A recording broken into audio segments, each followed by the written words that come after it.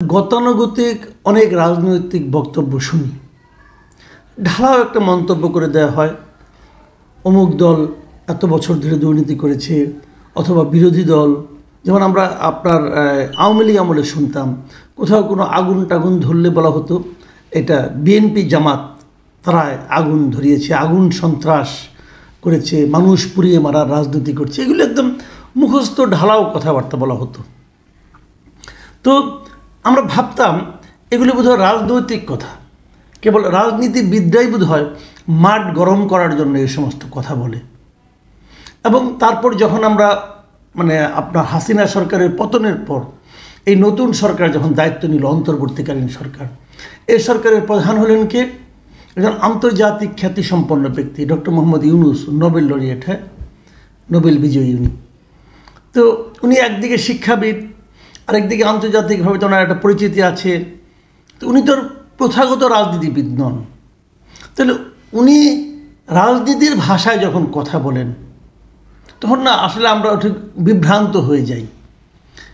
এইগুলি আমি কেন বললাম এতক্ষণ ধরে, সেই জিনিসটা একটু বলি। যেমন শনিবার যে বিশ্ব নারী দিবস ছিল, এই নারী দিবস উপলক্ষে, আন্তর্জাতিক নারী দিবস উপলক্ষে একটা সমাবেশে উনি বক্তব্য দেন। সেখানে যারা নাকি এবার পুরস্কার পেয়েছে তাদেরকে পুরস্কৃত করেন, অনেক কথাবার্তা বলেন। তার ফাঁকে উনি একটা কথা বলেছেন, সেই জিনিসটা কি, যে আমি আপনাদের হুবহু পড়ে শোনাই, যে পতিত স্বৈরাচার দেশে নৈরাজ্য সৃষ্টি করতে বিপুল পরিমাণ অর্থ বিনিয়োগ করছে। আমাদের এখন ততটাই সতর্ক থাকতে হবে যেমনটা আমরা যুদ্ধের মতো পরিস্থিতিতে ছিলাম। ওনার এই যে দ্বিতীয় বাক্যটা, এটা নিয়ে আমার কোনো আপত্তি নেই, যে আমাদের যুদ্ধকালীন যেরকম সতর্ক থাকতে হয় সেরকম সতর্ক থাকতে হবে। এটা আসলে যখন দেশ জুড়ে নৈরাজ্য চলে, যখন দেশ জুড়ে আইন শৃঙ্খলা পরিস্থিতির চরম অবনতি ঘটে, তখন এরকম থাকতে হয়। এই যে সতর্ক থাকার বিষয়টা, এটা নিয়ে আমার কোনো আপত্তি নাই, সতর্ক থাকতেই হবে। কারণ দেশে এখন যা চলছে, নৈরাজ্য, অস্থিরতা, মব কালচার, রাস্তাঘাটে নারীরা বেরোতে পারছে না, নারীর বুকের ওড়না কতটুকু আছে না কতটুকু থাকা উচিত এটা আরেকজন ভদ্রলোক ঠিক করে দিচ্ছেন, এবং তাকে নিয়েও আটকিয়ে রাখা যাচ্ছে না, তাকে মাথায় পাগড়ি টাগড়ি দিয়ে হাতে কোরআন শরীফ ধরিয়ে তাকে মুক্ত করে আনা হচ্ছে। এই যে একটা কালচার চলছে আমাদের এখানে, তার থেকে বেরিয়ে আসার জন্য সবাইকে আসলে সতর্ক থাকা ছাড়া কোনো উপায় নাই। কিন্তু এই সতর্ক যাদের থাকতে হবে তাদের মধ্যে কি রাষ্ট্র আছে? রাষ্ট্রকেও কি সতর্ক থাকতে হবে না? হবে তো। একটা বাড়িতে হঠাৎ করে বাড়ির সামনে 100 লোক বলল যে এই বাড়িতে আওয়ামী লীগের, পতিত আওয়ামী লীগ সরকারের এমপি আছেন, সেখানে 200-300 কোটি টাকা লুকিয়ে রাখা হয়েছে, অস্ত্র আছে, অতএব এই বাড়ি আমরা তল্লাশি করব। পুলিশ না, একটা মব, এবং চিৎকার চেঁচামেচি, ভাঙচুর, ভেতরে তারা গেল, যে কিছুই পেল না। এর মধ্যে পুলিশ আসলে পুলিশ তাদের বাধাও দিল না। এই যে কালচার, এই ক্ষেত্রে কাকে সতর্ক থাকতে বলছেন প্রধান উপদেষ্টা? ওই বাড়ির মালিককে? সে তো সতর্কই ছিল, দরজা সিটকিনি বন্ধ করা ছিল। ওই বাড়ির কেয়ারটেকার, সেও সতর্ক ছিল, বাধা দিতে যে দু একটা চট থাপড় খাইছে। তাহলে সতর্কটা কে থাকবে? এই প্রশ্নটা কিন্তু ইম্পর্টেন্ট। এখানে সতর্ক থাকতে হবে সরকারের। সরকার কি সতর্ক ছিল? সরকার কি সতর্ক থাকেন? যদি সরকার সতর্ক না থাকেন তাহলে উনি আমাদেরকে সতর্ক থাকার অনুরোধ করে লাভ কি ভাই? ভালো কথা। আরেকটা কথা আমি বলি, যে জিনিসটা নাকি বলাই জরুরি, তা হলো উনি যে প্রথম যে বক্তব্যটা দিয়েছেন সেটা একটু আপনাদের পড়ে শুনে, আরেকবার পড়েছি কিন্তু আরেকবার আপনাদের স্মরণ করিয়ে দিই, যে পতিত স্বৈরাচার দেশে নৈরাজ্য সৃষ্টি করতে বিপুল পরিমাণ অর্থ বিনিয়োগ করছে। তার মানে দেশ জুড়ে যে নৈরাজ্যটা হচ্ছে, এর জন্য উনি দায় দিলেন কার উপর চাপালেন পতিত স্বৈরাচারের উপর, আওয়ামী লীগ সরকারের উপর। আওয়ামী লীগ যারা ছিলেন, আওয়ামী লীগের যে সরকারটা ছিল, সেই সরকারটা তো পতিত হয়ে গেছে। তারা এখন নাকি দেশ জুড়ে এই নৈরাজ্যগুলি কায়েম করছে।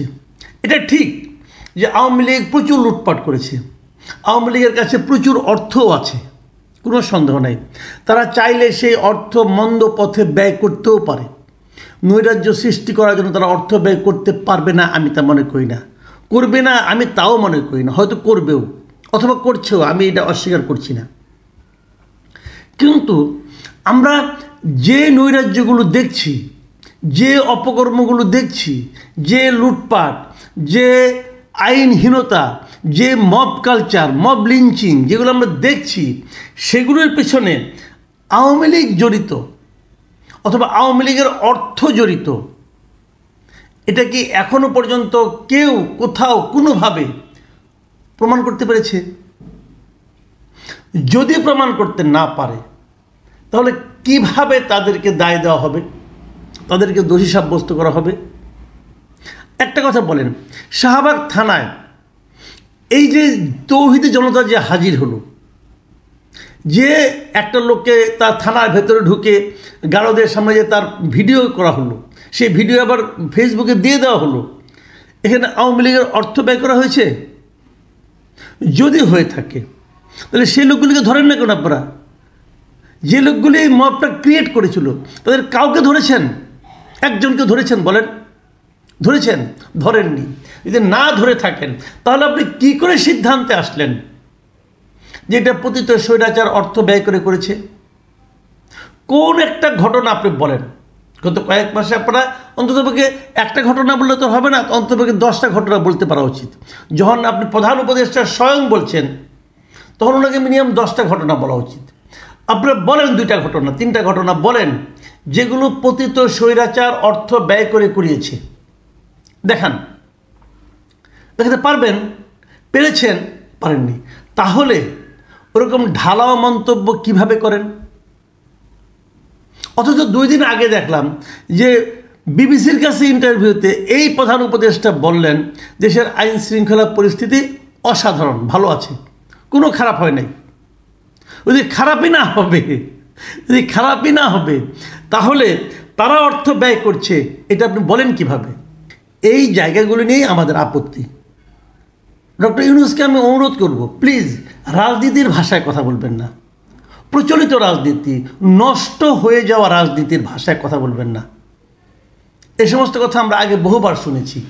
নিজের অযোগ্যতা ঢাকার জন্য অন্য কারো ওপর ঢালাও অভিযোগ করা, এগুলো শুনতে দেশের মানুষ আর আগ্রহী না, তারা পছন্দ করে না। আপনি একটা বড় দায়িত্ব নিয়ে ক্ষমতায় বসেছেন, আপনি যেভাবে কথা বলেন এটাকে সেন্সিবল কথাবার্তা মনে করা হয় না, মনে করা যায় না। আসলে আপনি তো কোনো দায়িত্বও নিচ্ছেন না। আপনি বলছেন আমরা দেখি, চেষ্টা করি, আমরা এই জগতের লোক ছিলাম না। তো এই জগতের লোক ছিলেন না, এই বিষয়ে জানেন না, দায়িত্ব নিতে গেলেন কেন? কারণ এখানে তো দায়িত্ব নিয়ে যদি আপনারা না পারেন, এটা তো কেবল আপনার একা ব্যর্থতা না, পুরো জাতি এতে ক্ষতিগ্রস্ত হবে। পুরো একটা জাতিকে আপনার নিজস্ব ব্যক্তিগত এক্সপেরিমেন্ট করার জন্য আপনি পুরো একটা জাতিকে কি ঝুঁকির মুখে ফেলতে পারেন? উচিত হবে? হবে না। আপনি নিজে আনারি এবং সবগুলো আনারি লোককে আপনি কালেক্ট করে নিয়ে আসছেন, এনে আনারি প্রক্রিয়ার দেশ চালাচ্ছেন এবং পলিটিক্যাল লিডারের ভাষা শিখে ফেলেছেন এর মধ্যে 7 মাসে। শিখে এখন আপনি বলতেছেন যে এটা পতিত স্বৈরাচার চালাচ্ছে। পতিত স্বৈরাচারে কেউ তো নাই রে ভাই দেশে, এরা তো দৌড়ের উপরে আছে। যাও 2-1টা দেশে ছিল চুপচাপ, হয়তো শান্তিপূর্ণ জীবনযাপন করতেছিল, ঘরের মধ্যে চুপচাপ ঘুমাইছিল, তাদের ডেভিল হান্টারের মাধ্যমে তাও তাদেরকে ধরে ফেলেছেন। আর যদি তারা থেকেও থাকে ওদের দমন করার দায়িত্বটা কার? আপনার তো, সেটা আপনি পারছেন না কেন? আমাদের দেশের এই যে প্রবণতাটা, যে অন্যের উপর দায় চাপানো, নিজের অযোগ্যতা, নিজের অক্ষমতার অজুহাত হিসাবে অন্যের উপর দায় চাপানোর যে প্রবণতাটা, এই প্রবণতা থেকে এই জাতি কবে মুক্ত হবে? আমি অনুরোধ করবো ডক্টর ইউনূসকে যে আপনি আপনার মতো করে কথা বলেন, রাজনীতিবিদের মতো করে কথা বলেন না। আপনি রাজনীতিবিদ হওয়ার চেষ্টা করেন না, এটা আপনার কাজ না।